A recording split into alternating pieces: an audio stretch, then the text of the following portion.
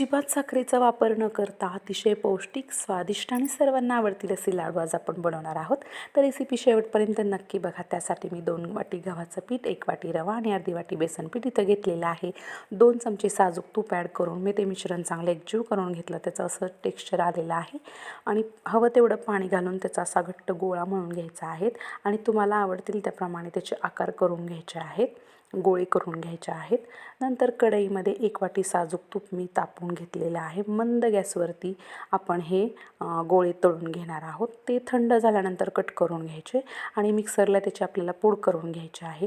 त्यानंतर कढईमध्ये मी 2 चमचे तूप ॲड केलेलं आहे आणि त्याच्यामध्ये 1 वाटी गूळ ॲड केलेला आहे. तो फक्त आपल्याला वितळून घ्यायचा आहे.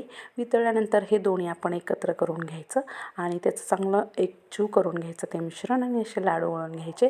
तुम्ही आवडीनुसार ड्रायफ्रूट्स देखील घालू शकता. अतिशय पौष्टिक लाडू आपले तयार आहेत.